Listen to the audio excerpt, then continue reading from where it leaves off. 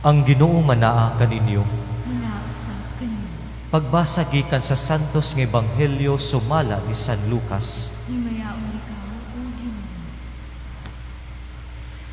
Sa ikanapulog 5 katuig kadto sa pagmando ni Emperador Tiberio, si Poncio Pilato maoy gobernador sa Judea.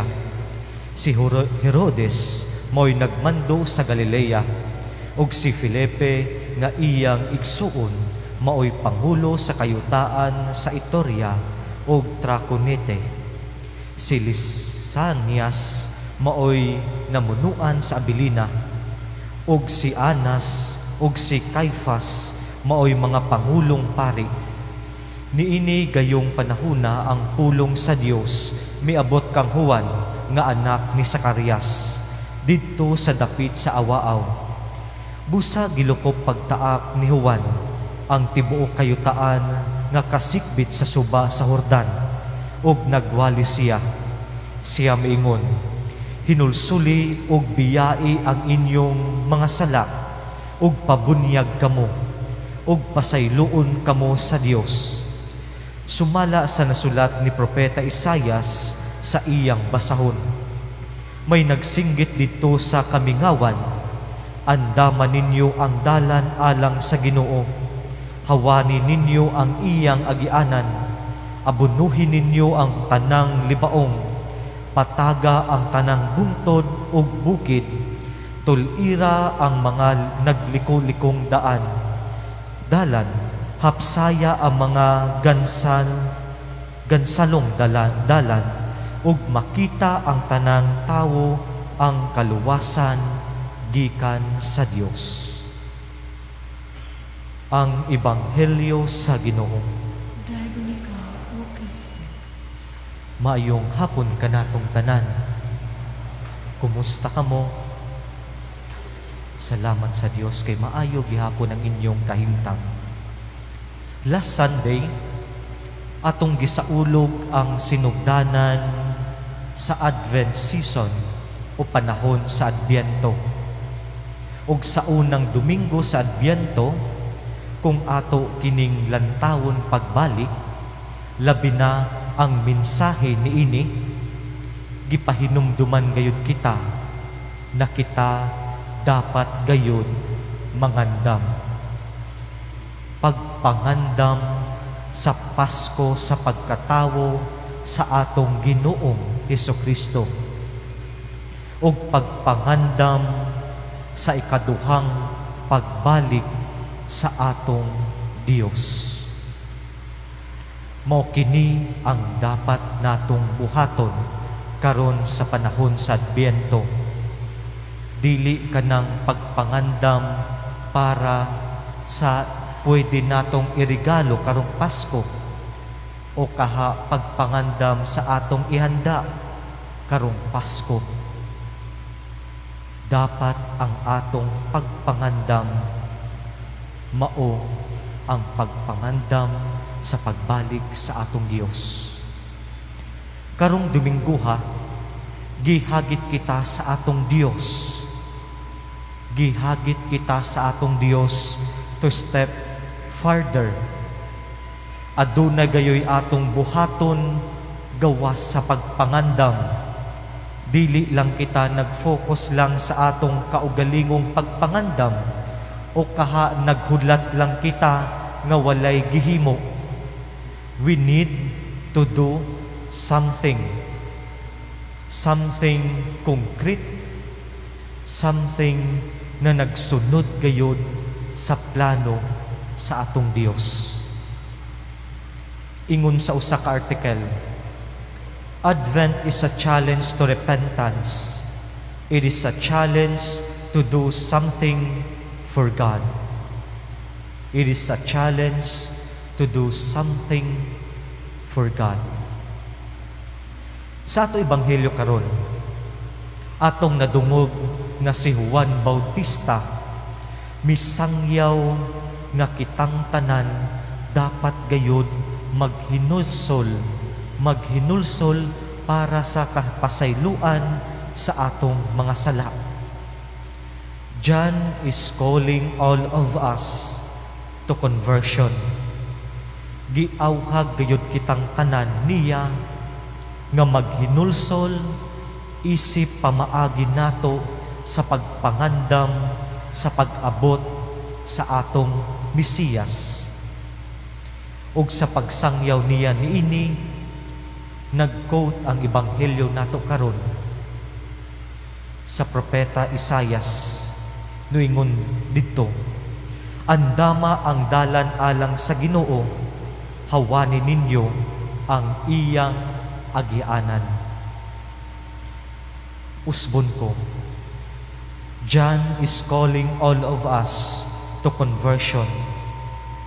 Giawhag kitang tanan ni Juan sa paghinulsol, isip pamaagi sa pagpangandam sa pagbalik sa atong Mesiyas. Pero kung pangutan-on nato atong mga kaugalingon, nakapanghinulsol na ba kita sa atong mga sala? Or padayon gihapon kitang nagkumpiyansa o kaha nagpatulog-tulog lang gihapon kita? We cannot be preparing forever. Ang pagpangandam nga atong gihimo, kinahanglan gayud makatabang kini kanato para kita mas moduol pa o mahimong close sa atong Dios, and to have that intimate relationship sa atong Ginoo.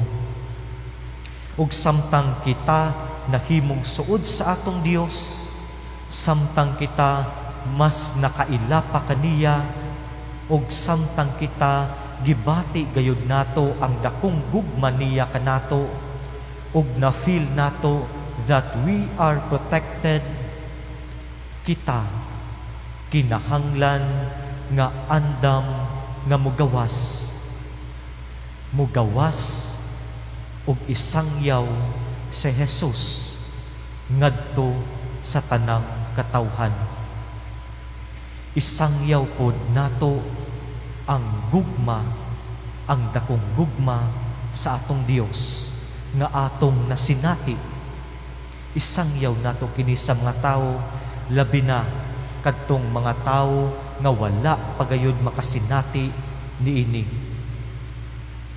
Sa pagbuhat nato niini, dili dapat kita mag-isip o dili dapat kinahanglan nga kita mahimong eksperto sa atong pagtuo. Ang atong kinahanglan lang is lahom na pagtuo ug adunay maayong relasyon sa atong Dios. Dili kinahanglan na mahimo kitang eksperto. Lahom lang na pagtuo ug nakaila kita sa atong Dios. Pero usahay sa pagbuhat nato niini, sa pagbuhat sa atong misyon, sa atong responsibilidad, na ay gayud posibilidad na ma-feel nato na parang dili kita worthy, dili kita karapat-dapat sa pagbuhat sa iyang kabubuton, o dili kita karapat-dapat sa pagbuhat sa atong misyon. Kung moabot manggaling kini, ato lang hinumduman ang giingon ni San Pablo sa mga taga-Filipos sa atong ikaduhang pagbasa. God who began the good work in us will continue to complete it. God who began the good work in us will continue to complete it. Dili gayud kita biyaan sa atong Dios. Kanunay nato gayud hinumduman nga ang Dios faithful gayud kanato. Maski pa makaingon kita nga kita makasasala, na kita pasaway na anak, atong hinumduman na ang Dios gayon faithful kanato ug nagpadayon gayud siyang naguban kanato ug naggiya sa atong kinabuhi samtang kita nag-alagad kaniya ug nagpaambit sa iyang gugma ngadto sa katawhan. Si Father Jerry Orbos sa iyang reflection niingon siya, Advent is the time for cleaning up and clearing up. Usahay lang pag-cleaning o clearing sa atong kinabuhi. Kasagaran gayod, makasinati kita og sakit.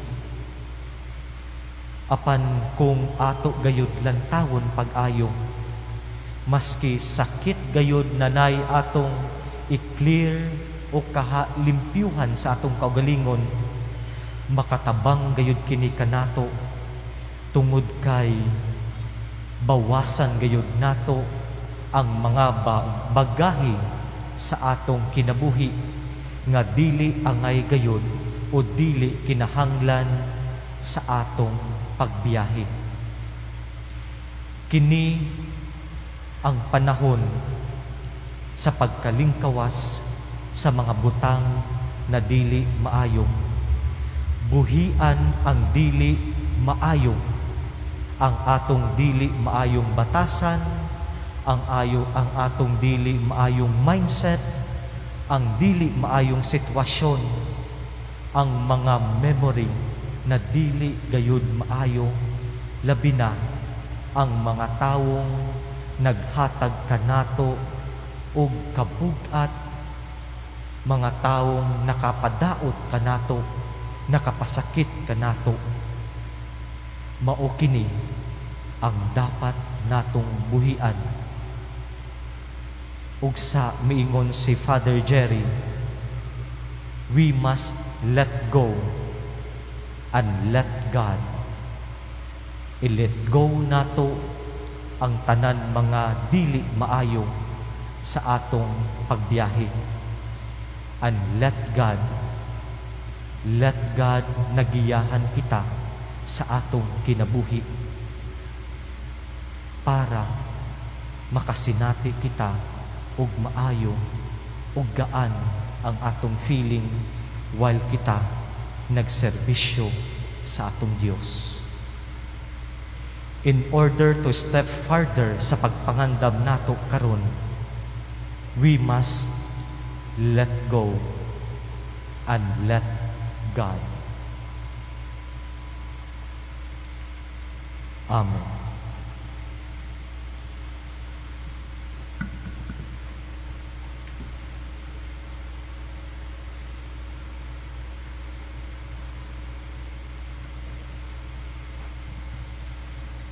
Karon atong saksihan ang oath taking sa Kuwampa.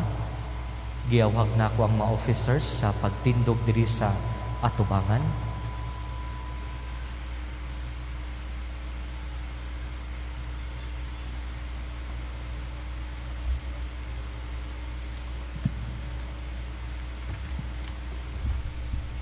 Mao kini sila ang mga bagong napiling Knights of the Altar Parents Association Officers. Coordinator si Sir Dennis Reyes, Vice Coordinator Romeo Danyo, Secretary Christine Caitor, Treasurer Conchita Uyaw, Auditor Alexander Abonales, o ang ilang mga cluster representatives mao sila sa Agus Cluster si Ligaya Danyo, Basak Cluster Grace Libong Pasil, sa Marigondon 1 Cluster si Teresita Silangan, sa Marigondon 2 Cluster si Eileen Limpangog, sa Suba Basbas Cluster si Gli Laporga, sa Suba Masulog Cluster si Juji Villaner, sa Sudtungan Cluster si Ma'am Ellen Sikong. Karon, palihog ipataas ang inyong tuong kamot ug magdungan ang tanan sa pag-ingon.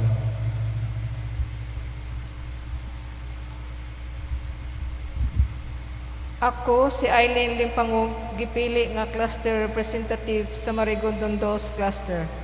atubangan sa atong mahal nga patrona ug sayang mahigugmaong anak na si Jesus.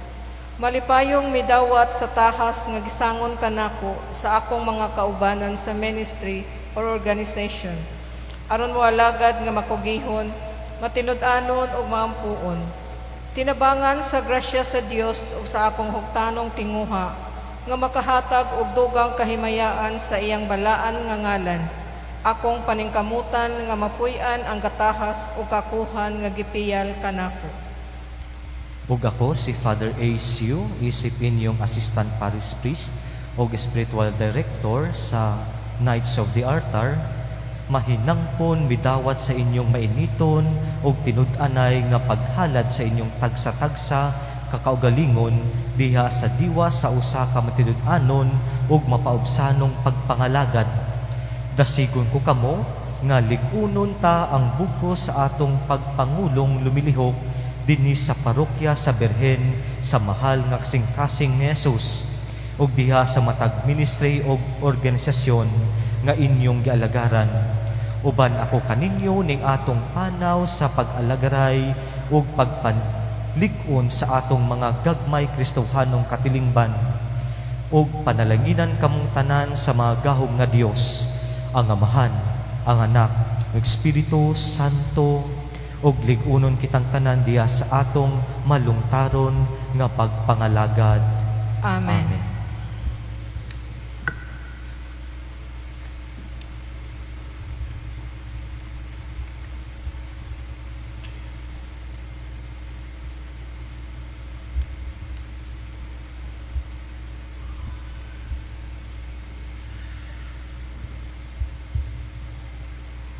Karon, mamalihog kita sa itong mga bagong napiling opisyales sa pag-atubang sa mga tao o atoa silang atagan sa masipang pakpak.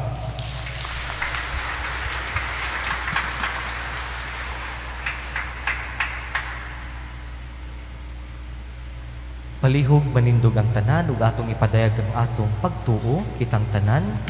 Nagatuo ako sa Dios. Buhat sa langit ug sa yuta ug kang Hesukristo iyang bugtong anak, Ginoo nato, ganamkon sa lalang Espiritu Santo, ganak ni Maria ang Birhen, gisakit ni Poncio Pilato, gilangsang sa krus, namatay.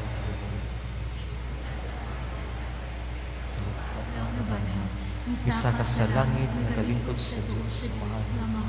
Makalagawag sa tanan.